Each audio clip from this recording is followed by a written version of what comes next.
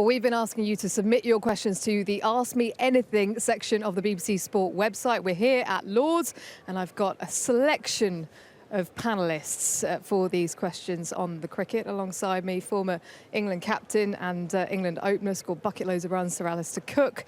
He's just arrived from Hogwarts, former England fast bowler Steven Finn, and stato extraordinaire Andy Zaltzman, who gives us all of our stats on Test Match Special. So I'm going to start with Steven Finn.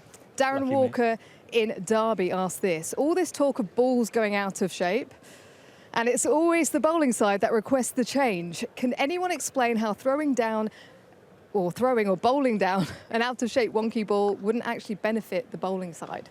Well, everyone knows the importance of keeping your balls in shape. You very much, when you're bowling with it, you can tell when you're holding it in your hands whether it feels right or not, and when it's out of shape, it certainly doesn't. So the reason that bowlers want to change it all the time, it's not necessarily the shape of it, it's the softness. And when it goes out of shape, it means it's soft. It means that your nip off the pitch isn't as exaggerated or as quick. It means your carry through to the wicket keeper isn't as fast, so the likelihood of edges carrying there is slimmer. So it's not necessarily the shape that bowlers hate, it's the hardness of it. And what about the batters? Would you prefer to face a ball in shape or out?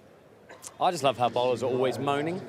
No, it's like if they bowl a bad ball, it's never their fault. I don't think it doesn't affect the batter. I think a batsman would much rather a slightly harder ball. Like, it's nothing worse than like playing a lovely cover drive like I used to and it going nowhere.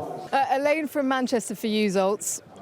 Are batters more likely to be out in the few minutes after play resumes? It seems to me that it happens quite often, but I was wondering if that thought had any basis in fact. I guess that's wickets around breaks. Well, thanks for your question. I've spent all night with every single scorecard from cricket history, and I can confirm that's not really the case. The average runs added by overnight players in the history of men's Test cricket is 35 more runs. You compare that with the overall average, which is 30 runs per dismissal. So actually it suggests that batters who are not out overnight generally do a bit better, probably because they're not worrying about being out for naught. There are certain exceptions. Andrew Strauss seemed to get out quite early overnight. You Cookie, were actually better. You averaged 55 when you were more runs when you were not out overnight. Ben Stokes averages 55 more when he's been not out overnight compared with his overall career average, more like 35, which suggests to me he's better when he knows exactly when he's going to bat, so he should be opening. That's my conclusion from that.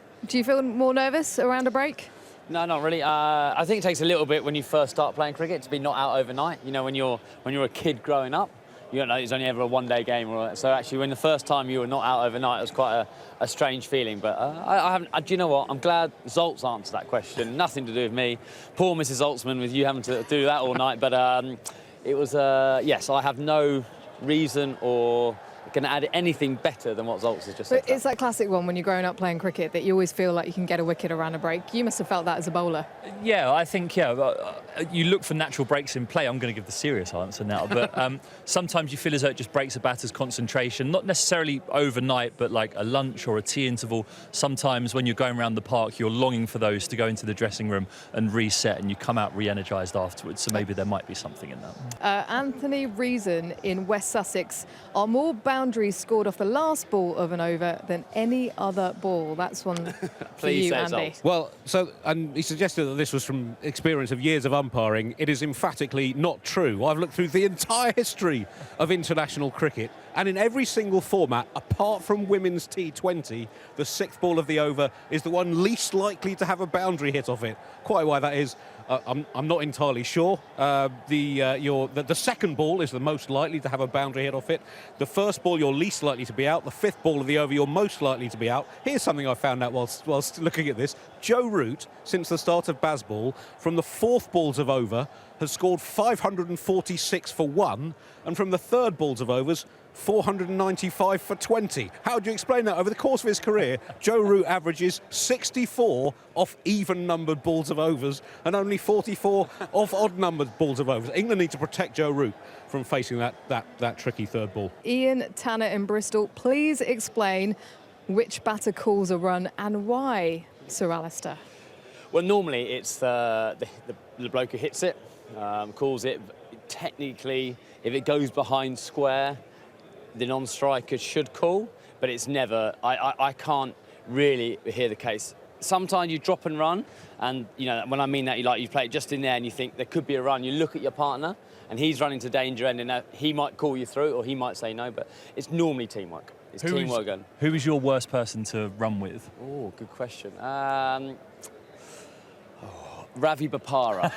Why? Dreadful judge of a run. So I just called everything for him because I didn't trust him. And he's a lot faster than me. I think that's another thing you've got to worry about, is actually if you're running with someone like Ravi, who's incredibly quick for 22 yards, now he will think, I can get there and I'll be nowhere near. So he will think, yeah, I'm absolutely fine, have no concern about my well-being and me chugging up the other end. So then I would call for him. Andy Newman in Derby, what will the 2 Test match teams have for lunch, tea, and do they eat together or separately, Stephen? Well, here at Lord's, and I'll answer for Lord's, seeing as we're here, the 2 teams eat in very close proximity to each other.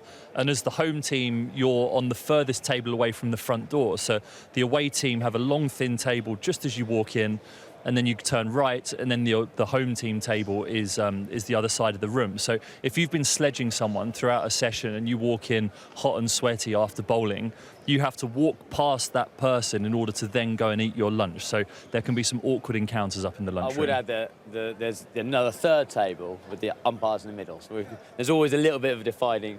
mediators. Mediators, good word. Exhibit A, Johnny Bairstow. And the rest of the Australian cricket team. Andy. I just eat pasta in the shape of numbers. Sets me up for an afternoon of stats. Spaghetti hoops. That's what you've had for breakfast. Philip Hill in Streatham in a Test match. Where do the substitute balls come from, Finney? Well, a bag of balls. Yeah, they would come from the ball bag that the umpire, the 4th umpire, brings out onto the pitch, and it's usually practice that those balls will come from, not necessarily previously played games, and then it's just a judgment on as and what they see fit that matches the ball that is being changed. Tristan Norton in Hampshire. Why aren't the positions of each stump marked permanently on the crease? Wouldn't this save every batter having to bother the umpire and then gouge ruts in the pitch every time they set up?